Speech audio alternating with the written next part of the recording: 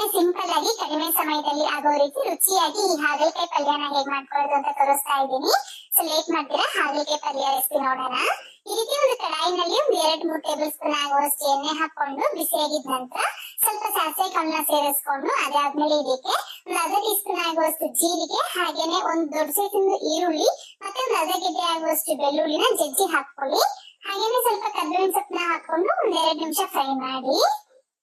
ಈ ತರ ಸ್ವಲ್ಪ ಫ್ರೈ ಮಾಡ್ಕೊಂಡ್ರೆ ಸಾಕು.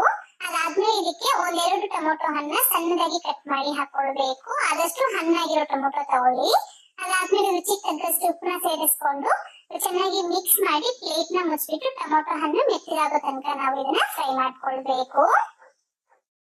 ಇದೇ ವಿಧಾನದಲ್ಲಿ ನೀವು ಬೇರೆ ತರಕಾರಿ ಕೂಡ ಹಾಕಿ ಮಾಡ್ಕೊಳ್ಬಹುದು ಹಾಗಲಕಾಯಿ ಪ್ಲೇಸ್ ನಲ್ಲಿ. ಈ ರೀತಿ ಟೊಮೊಟೊ ಹಣ್ಣು ಮೆತ್ತಗಾದ ನಂತರ ಇನ್ನೊಂದ್ಸತಿ ಚೆನ್ನಾಗಿ ಮಿಕ್ಸ್ ಮಾಡ್ಬಿಟ್ಟು ಇದಕ್ಕೆ ಸಣ್ಣದಾಗಿ ಕಟ್ ಮಾಡ್ಕೊಂಡಿರೋ ಅರ್ಧ ಕೆಜಿ ಆಗುವಷ್ಟು ಈ ರೀತಿ ಸಣ್ಣದಾಗಿ ಕಟ್ ಮಾಡ್ಕೊಂಡಿರ್ಬೇಕು ಹಾಗಲಕಾಯಿ. ಸೊ ಆ ಹಾಗಲಕಾಯಿನ ಹಾಕೊಳ್ಬೇಕಾಗತ್ತೆ. ನಾನಿಲ್ಲಿ ಮೇಲ್ಗಡೆ ಸ್ವಲ್ಪ ಲೈಟ್ ಆಗಿ ಒಟ್ಟನ್ನ ತೆಗೆದಿದ್ದೀನಿ. ನೀವು ಬೇಕು ಅಂತಂದ್ರೆ ಇನ್ನ ಸ್ವಲ್ಪ ಒಟ್ಟಾದ್ರೂ ತೆಗೆದ್ಬಿಟ್ಟಾದ್ರೂ ಮಾಡ್ಬೋದು, ಇಲ್ಲ ಒಟ್ಟು ಹಾಗೆ ಇಟ್ಟಾದ್ರೂ ಕಟ್ ಮಾಡಿ ಆದ್ರೂ ಮಾಡ್ಕೊಳ್ಬಹುದು. ಈ ತರ ಸಣ್ಣ ಸಣ್ಣ ಪೀಸ್ ಆಗಿ ಕಟ್ ಮಾಡ್ಕೊಳ್ಬೇಕು. ಅದಾದ್ಮೇಲೆ ಈಗ ಚೆನ್ನಾಗಿ ಮಿಕ್ಸ್ ಮಾಡ್ಕೊಳ್ಳಿ. ನೀಟಾಗಿ ಎಲ್ಲ ಮಿಕ್ಸ್ ಮಾಡ್ಕೊಂಡಿದ ನಂತರ ಪ್ಲೇಟ್ ನ ಮುಚ್ಚಿಬಿಟ್ಟು ಒಂದು 10 ನಿಮಿಷ ಕಡಿಮೆ ಉರಿನಲ್ಲಿ ನಾವು ಇದನ್ನ ಹಾಗೆ ಬಿಡಬೇಕು. ಸೊ ಇದು ಸ್ವಲ್ಪ ಕಡಿಮೆ ಉರಿನಲ್ಲಿ ಚೆನ್ನಾಗಿ ಬೆಂದ್ರೆ ನಮ್ಗೆ ಟೇಸ್ಟ್ ಚೆನ್ನಾಗಿರುತ್ತೆ. ಒಂದ್ 10 ನಿಮಿಷ ಆದ್ಮೇಲೆ ಒಂದ್ಸತಿ ಚೆಕ್ ಮಾಡ್ಕೊಳ್ಳಿ ಬೆಂದಿದೆಯಾ ಇಲ್ವಾ ಅಂತ ಅಂದ್ಬಿಟ್ಟು.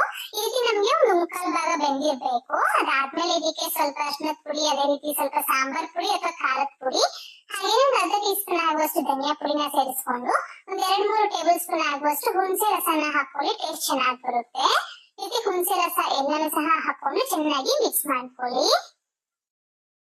ಆಮೇಲೆ ಅದಕ್ಕೆ ಬೇಯುವಷ್ಟು ನೀರ್ನ ಸೇರಿಸ್ಕೊಳ್ಬೇಕು. ನೋಡಿ ನಾನಿಲ್ಲಿ 1:1.5 ಬೌಲ್ ಆಗುವಷ್ಟು ನೀರ್ನ ಹಾಕೊಂಡಿದೀನಿ.